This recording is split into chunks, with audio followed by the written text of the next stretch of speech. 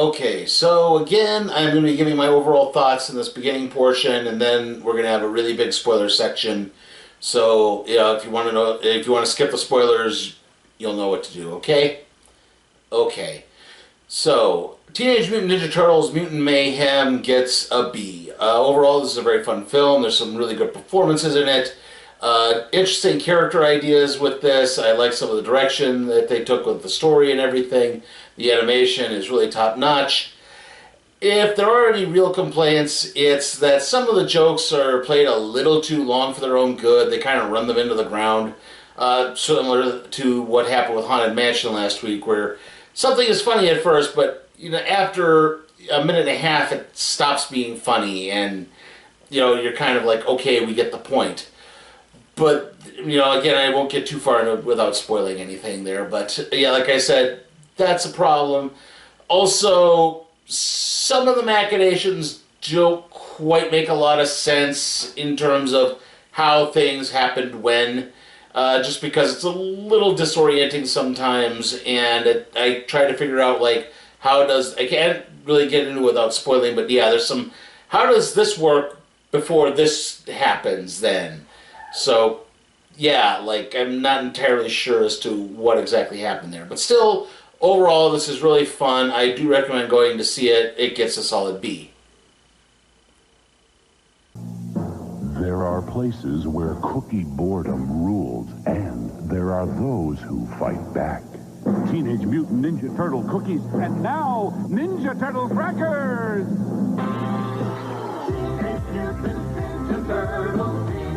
Or combat cookie boredom with over 40 varieties of delicious brand cookies. Great taste, great price. Is that a great deal or what? We're heroes in a half shell, we're baking a surprise. Teenage Mutant Ninja Turtle pie. Fresh from the sewers to you. Their minds are delicious, you know that's true.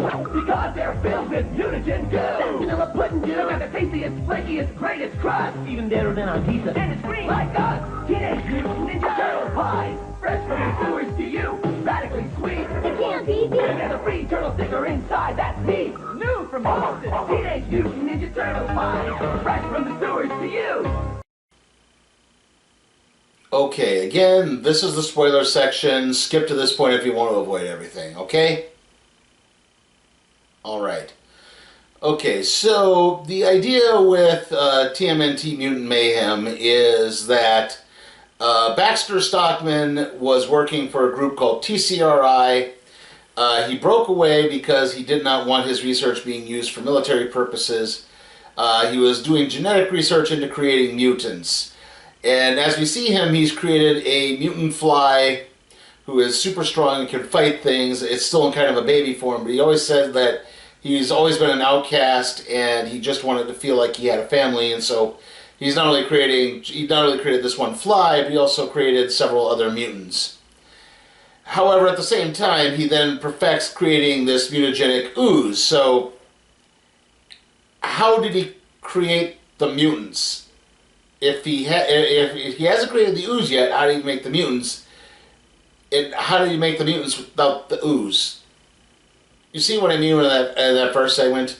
But yeah, however, TCRA manages to track him down. They have their enforcers go in, storm his place. The fly in question fights back to try to save him, but unfortunately he gets killed in an explosion. As this happens, though, a canister of the ooze falls into the sewers, and kind of from there you know the rest as we jump ahead 15 years. The Turtles have operated in secret. They have been sent out on an errand to get groceries by Splinter. However, along the way they decide to take a few hours to go watch a outdoor movie screening of Ferris Bueller's Day Off. They try to lay low without getting detected. However, Splinter eventually finds them out, and he kind of reiterates their story. Again, he found them, but it's the idea of he's a rat. People do not like rats, and his one friend who was a cockroach got squished. And kind of from there, when he found them and the ooze changed him, he tried to stay hidden because he knew the world would not accept him. However, at one point, he gave in to the pressure from the kids, from the turtles, who were still juvenile at this time. They were not teenagers. And they went up to the surface. They got noticed. They got attacked. So they fled back down. And from there, that is where he got the idea to train them in martial arts, which he did with a lot of old VHS tapes with martial arts movies and the like. It's strange. He calls them ninjas, but really they're probably trained a bit more with kung fu movies. Yes, that is technically a difference. And yeah, so that's kind of why he's kept them hidden. He just does not trust the human world at all. However, after being grounded for a month, the turtles find out that there's been this rash of technology thefts by a criminal who's called Superfly. Who, yeah, spoiler right there, is a mutant. Is the mutant Fly from Baxter Stockman. He's not a mutated Baxter Stockman. He's Baxter Stockman's mutated Fly.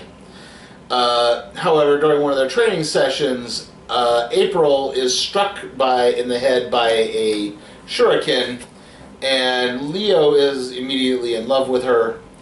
While she argues with them from a distance, she can't see their turtles just yet. But her scooter gets stolen. The turtles decide to go after, try to rescue it. They wind up in this chop shop. They fight off all the baddies, though not entirely as clean as you would think, where Donnie accidentally gets stabbed by one of Raph's size. They all kind of get beaten up at various points. It does not go easy. And then shortly after they do manage to knock everyone out, April shows up and they reveal themselves to her, and they sort of go through the... this is one of the funnier parts of the movie, I will admit, where she's sort of doing an interview for them because she aspires to be a journalist, but not on television because she is intensely camera shy. I'll get to that a little bit later, but yeah, she's intensely camera shy. But she's asking them these questions. She asks them, like, just basic turtle biology, like, do their shells molt? Do they do this? Do they this? And then one of the questions that's, I don't know if it was ever asked, is, how many people has the guy in the red bandana killed? So yeah, reflecting off their personalities a lot in there. And, they make a bit of a friendly point, and like I said, they make a bit of a friendship, and they decide to work together to bring down Superfly. She will film it and show it to everyone.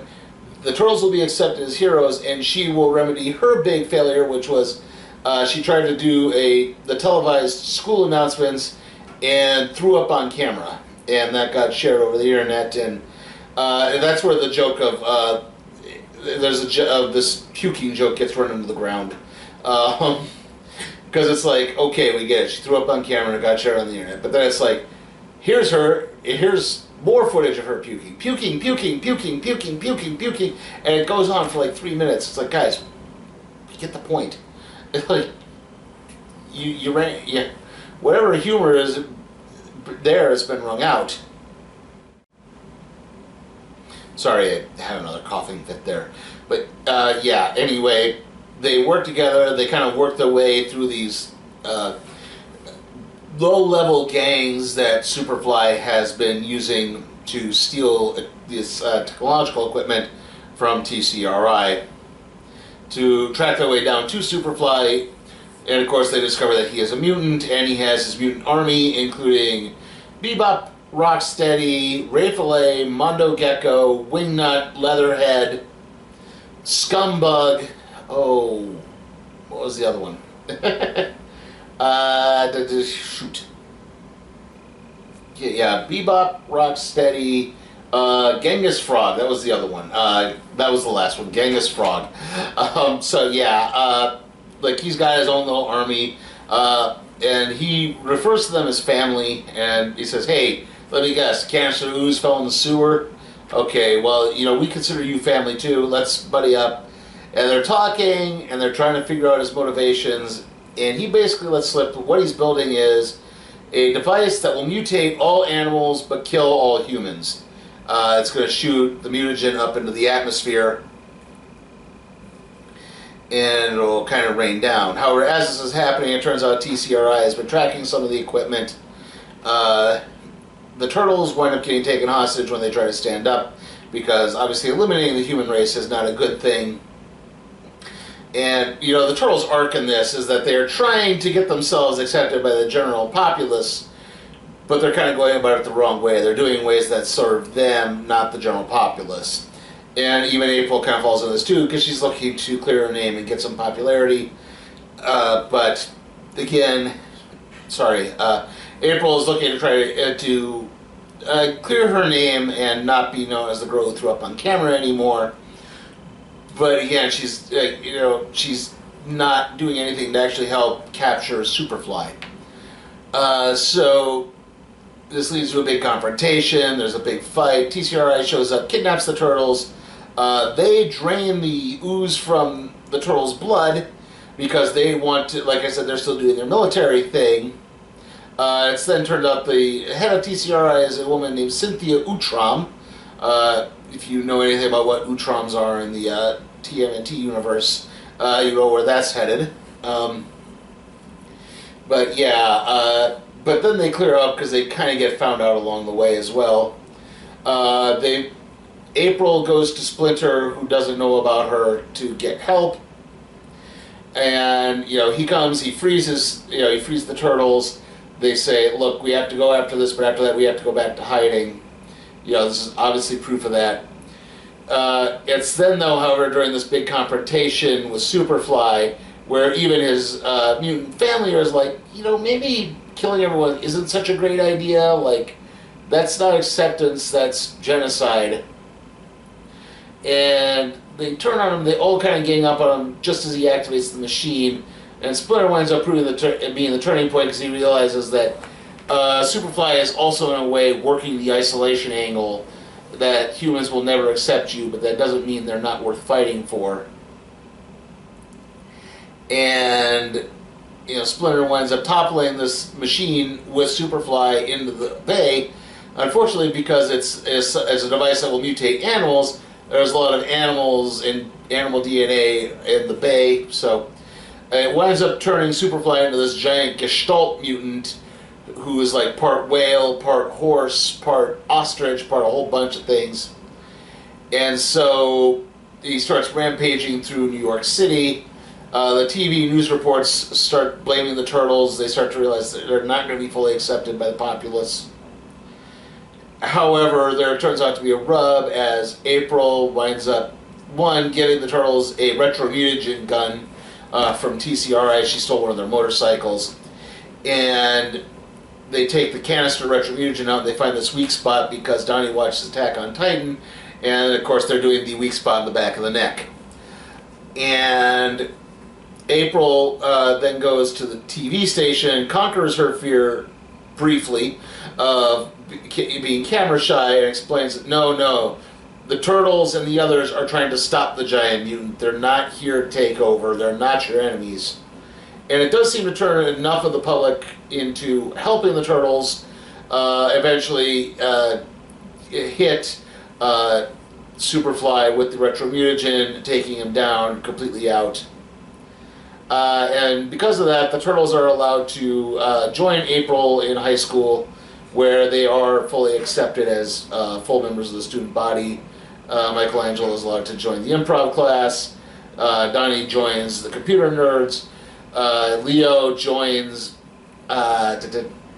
April in the journalism department, and Raph joins the wrestling team. And you then get a mid-credits stinger where again TCRI is still out there because now April and Leo are working to out who TCRI are. TCRI is actually tracking them the whole time, and they said, we're going to need some reinforcements, so let's call in the Shredder. And that's how that ends. So yeah, like I said, overall, excuse me again, God. So yeah, like I said, overall, very fun movie, great animation, interesting character ideas. I do like the idea of Splinter being super isolationist, especially after one really bad outing. It all makes sense, and there's great banter between all the characters. I think all the voice actors did a really good job. I know not all of them. I know they actually went with new actors for they actually had teenagers voicing the Teenage Mutant Ninja Turtles, so like that was a great angle. That did a good job. You know, again, my only thing is, again, like some of the jokes just kind of get run into the ground, where it's just like, you know, the puking joke. There's another joke about milking that kind of gets like, okay, it does kind of, that one does kind of redeem itself a little bit, but yeah, there's kind of a there's a milking joke. There's a I'm trying to think of the next one that again, just, Donnie, or no, it's Raph and his rage. I think don't quite get a follow through on the representation, and again, there's some of the jokes where it's just like, yeah, okay, stop being funny. Can we please stop doing it for a few minutes? And again, like that just kind of ran its course. And again, I pointed out the problem with the, you know, how did Baxter Topman create mutants without the mutagen, but then he needed mutants to make the mutagen? So yeah, that's kind of where the problems lay in the script. Other than that, though, I thought it was really fun and enjoyable. You should probably go see it. They live in the dark. Radical, dude! And they only come out when it's time to eat. New Teenage Mutant Ninja Turtles pasta from Chef Boyardee. Delicious pasta shaped like Leonardo, Donatello, Raphael, and Michelangelo. Turtle power! Kids, I've told you, you can only have your turtles in the kitchen. New Teenage Mutant Ninja Turtles pasta. Why, thank goodness for Chef Boyardee!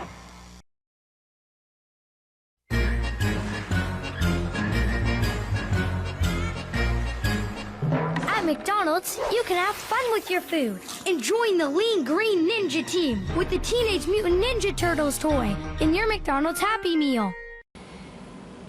Okay, trailer time. We had 7 trailers again. We had Elio, Gran Turismo, Migration, Trolls Band Together, Blue Beetle, Paw Patrol, the Mighty movie, and then we run it off with Wish again. So, yeah, mostly old trailer. I mean, new versions of trailers we've kind of had before, but yeah, still kind of the same thing again. Elio, the Pixar movie, does look interesting. I mean, it is Pixar, so you know that does, you know, pique at least a little bit of interest.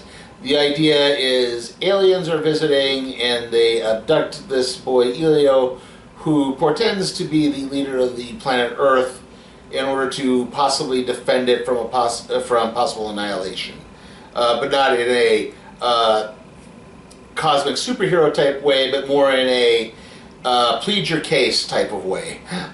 Excuse me. So yeah, more something like that.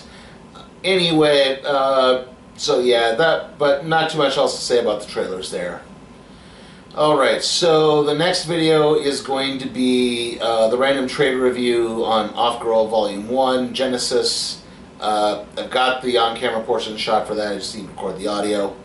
After that, it's going to be the recap and review for SummerSlam.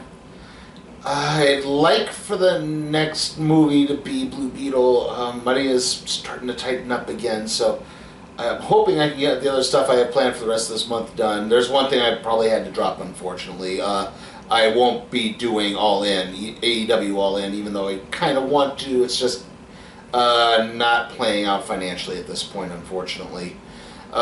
So, yeah, I hate to end on a downer there, but we'll still have some videos coming out. See you all next time.